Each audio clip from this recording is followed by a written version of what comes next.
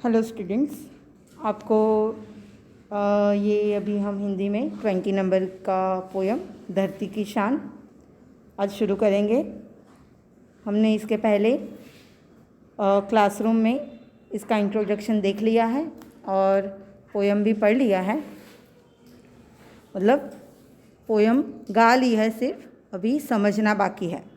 तो आज के पीरियड में हम पोयम समझेंगे लाइन बाय लाइन, तो सारे ही ध्यान देंगे पोयम में।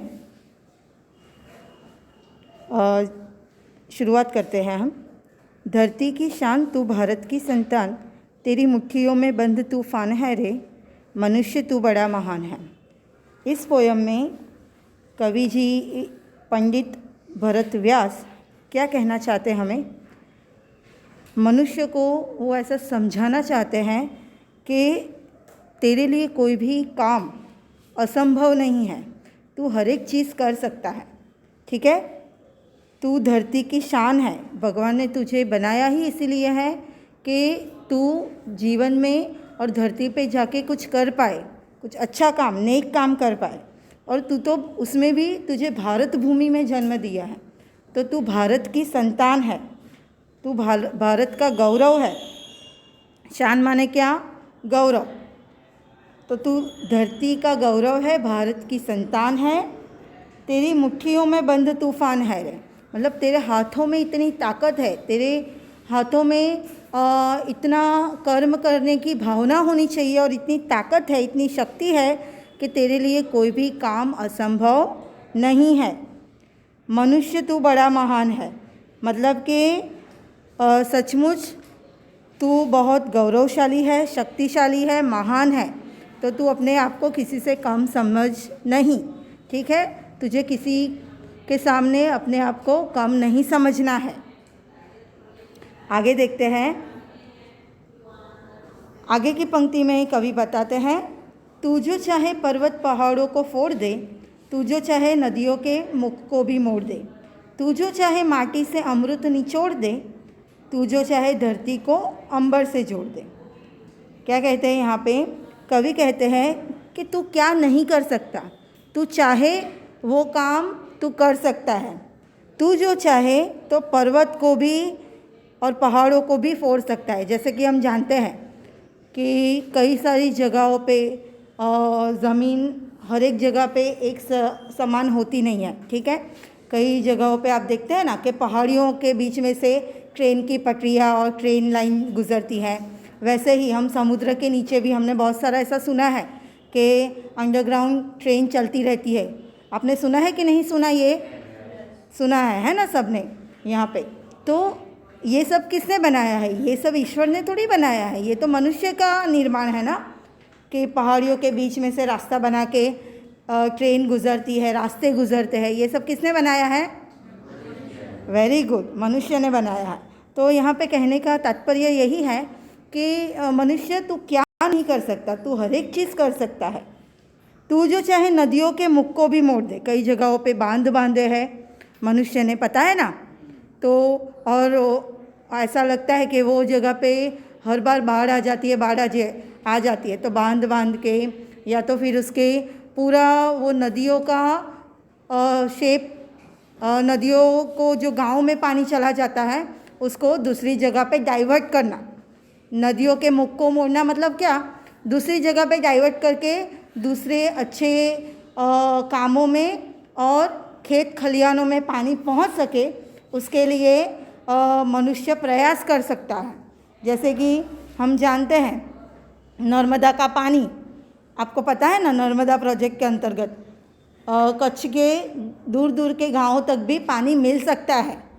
वो आपने जाना है, मतलब पता है आपको किसी को कि कच्छ में भी बहुत सारी जगहों पे नर्मदा का पानी पहुंच पाया। तो वो कैसे? क्योंकि वहाँ पे किसानों को तकलीफ़ हो रही थी। तो इस तरह से मनुष्य क्या नहीं कर सकता, वो हर एक चीज़ कर सकता है जो वो चाहता है और जो वो इच्छा रखता है। ठीक है, आगे। तू जो चाहे माटी से अमृत निचोड़ दे, तू जो चाहे धरती को अंबर से जोड़ दे। क्या कहते हैं कि मनुष्य तू चाहेगा तो तू ज़मीन में से अमृत निचोड़ पाएगा। ऐसी अनेक चीज़ें ज़मीन में से खोद के निकाल पाएगा। जैसे कि हमें पता है कि ज़मीन में बहुत सारी ऐसी चीज़ें होती हैं जो मनुष्य के लिए बहुत कीमती हैं और उपयोगी भी है। जैसे कि आपको खनिज तेल सारे ही हम लोग पेट्रोल डीजल ये सब यूज़ करते हैं, वो कहाँ से मिलता है? राइट। फिर ये सोना, फिर चांदी, हीरे, सब कहाँ से मिलते हैं? ज़मीन में खुदाई करते हैं, वो उसकी खान होती है पूरी, उसमें खुदाई करने से ही मिलता है ना। सोने की खान होती है, एल्यूमिनियम की होती है, हीरे की होती है। समझ में आई बात? तो ये सब कहाँ से मिलता है? ज़मीन में से। और ज़मीन में से मनुष्य को प्रयास करना पड़ता है ना, तो वो मिल सकता है। तो इसी तरह से, और तू जो चाहे धरती को अंबर से जोड़ दे, मतलब तू चाहे तो धरती और अंबर एक भी कर सकता है। धरती के मनुष्य आज से बरसों पहले किसी ने सोचा था कि हवाई यात्रा करके एक मनुष्य दूसरी जगह पे जा सकता है? किसी ने सोचा भी नहीं होगा, है ना। फिर भी प्लेन निकले जो आसमान में सैर करते हैं और मनुष्य को एक जगह से दूसरी जगह पे पहुंचा सकते हैं। और पहले तो आपको पता है शुरू में तो वो लोग कैसे जाते थे एक जगह से दूसरी जगह? कैसे जाते थे? चल के तो ठीक है, उसके बाद समुद्र के रास्ते, है ना, बड़ी बड़ी स्टीमर और बड़ी बड़ी बोट, जहाज, और उसमें कितना टाइम लगता था?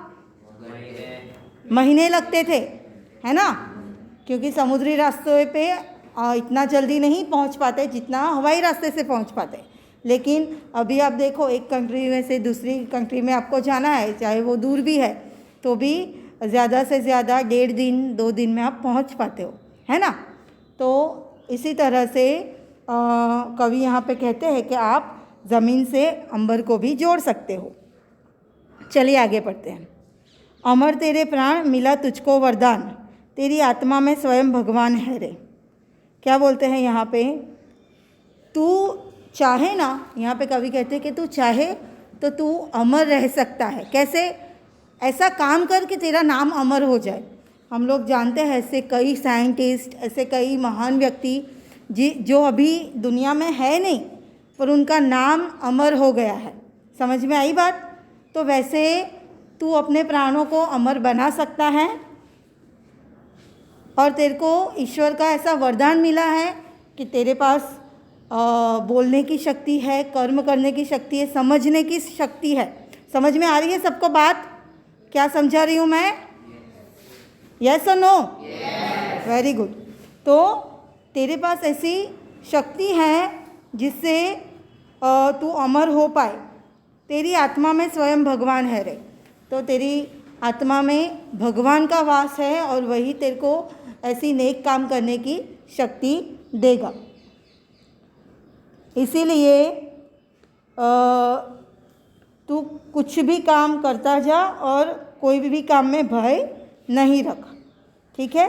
तेरे को डरना नहीं चाहिए, और इसीलिए मरने का भी डर नहीं लगना चाहिए तेरे को। चाहे मौत भी आ जाए, लेकिन तू काम ऐसे कर कि तेरा नाम कैसा हो जाए? अमर हो जाए। चलिए आगे।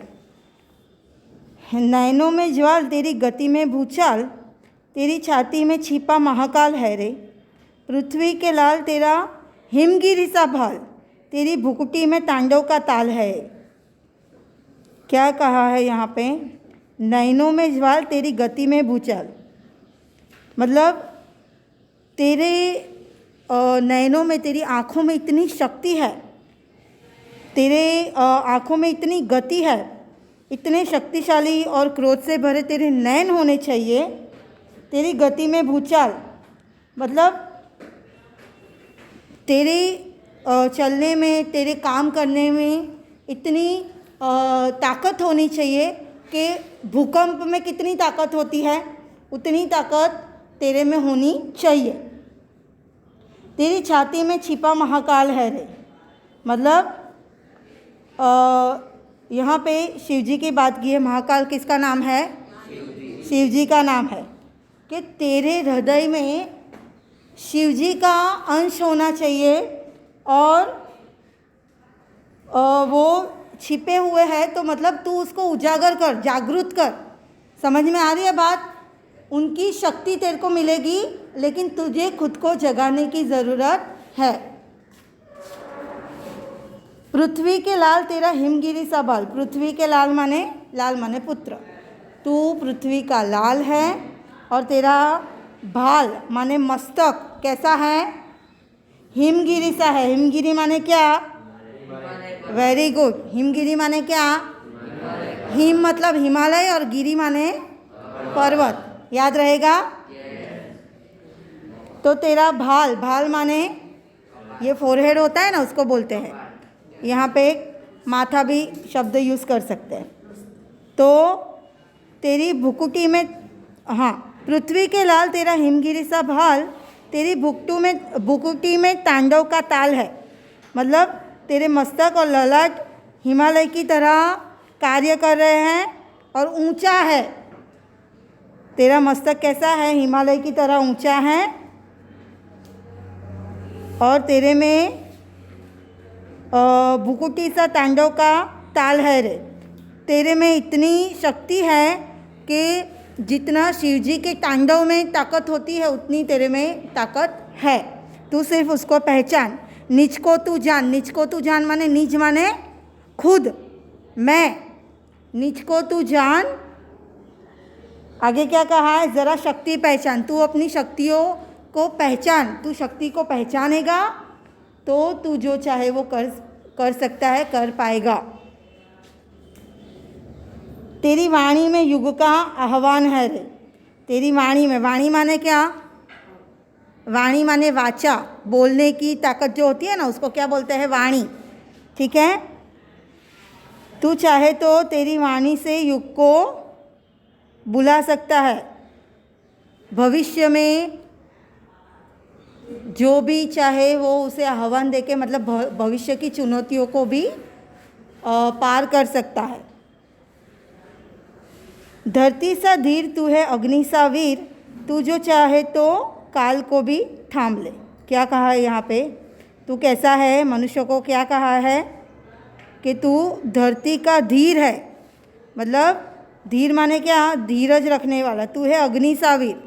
तेरे समस्त शरीर में, तेरी आँखों में कैसा होना चाहिए? अग्नियों की ज्वाला की तरह शक्ति होनी चाहिए। तू जो चाहे तो काल को भी थाम ले। तू चाहे अगर तो समग्र काल को, पूरे काल को तू थाम सकता है। पापों का प्रलय रुके, पशुता का शीश झुके। तू जो अगर हिम्मत से काम ले। यहाँ पे क्या कहा है कवि ने? और एक बात कही है कि तू जो चाहे तो पापों का प्रलय, मतलब समाज में जो पाप हो रहे हैं वो भी तू रोक सकता है।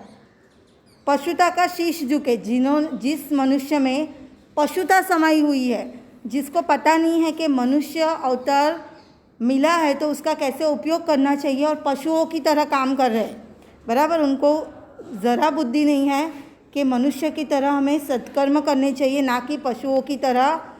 सिर्फ पशु भी अपना खुद का पेट भर सकते हैं और दूसरों का तो सोच नहीं सकते। ठीक है?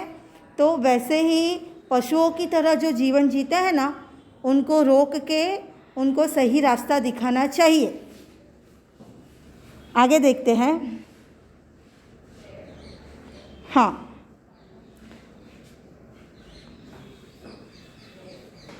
तू जो अगर हिम्मत से काम ले, तू हिम्मत से काम लेगा तो ये सब तू कर पाएगा। पाप रोक पाएगा, पशुता का शीश झुका पाएगा। शीश माने मस्तक, है ना?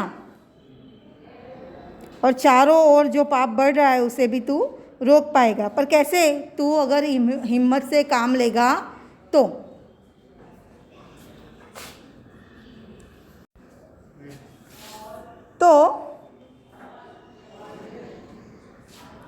इसी तरह से तू अगर हिम्मत से काम लेगा तो तू जो चाहेगा वो कर पाएगा। आगे देखते हैं। गुरु सा मतिमान, पवन सा तू गतिमान, तेरी नभ से भी ऊंची उड़ान है रे। मनुष्य तू बड़ा महान है। क्या बताया है यहाँ पे? गुरु सा मतिमान। गुरु माने क्या? बृहस्पति, ब्रह्मा। समझ में आई बात? गुरु माने ब्रह्मा बृहस्पति। तो वैसा तू मतिमान है। मति माने क्या? बुद्धि। मतिमान माने बुद्धिमान है, वैसा ही तू बुद्धिमान है। पवन सा तू गतिमान, हवा जैसी तेरी स्पीड है। पवन माने हवा, आपको पता है ना हवा की स्पीड कितनी होती है वो, तो वैसी ही स्पीड, वैसी ही गति तेरी है, वैसी ही रफ्तार वाला है तू। तेरी बुद्धि कैसी है? उच्च कोटि की है। समझ में आई बात? तेरी बुद्धि उच्च कोटि की है और हवा जैसी ही तेरी रफ्तार है। तेरी नभ से भी ऊंची उड़ान है रे। नभ माने क्या? हाँ, आकाश से भी ऊंची तेरी उड़ान होनी चाहिए। तो इसीलिए तेरी नभ से भी ऊंची उड़ान है रे, और वैसे ही तेरे को अपने कार्य भी करने चाहिए। समझ में आई बात? मनुष्य तू बड़ा महान है। तो यहाँ पे कवि कहते हैं कि इसी तरह से तू वर्क कर, क्योंकि तू बड़ा महान है। तू अपनी शक्तियों को पहचानना सिर्फ सीखना चाहिए तेरे को। सो स्टूडेंट्स, आज के पीरियड में हमने ये पोएम कंप्लीट की है। जो लोग ऑनलाइन पढ़ रहे हैं उनको ये पोएम कंप्लीट करके शब्दार्थ लिख देने हैं और कल वो होमवर्क भेज देना है। उसके नेक्स्ट डे मतलब कि संडे आएगा, उसके बाद मंडे को आपको इसके क्वेश्चन आंसर और स्वाध्याय लिख के चेक करवा देना है। Thank you so much.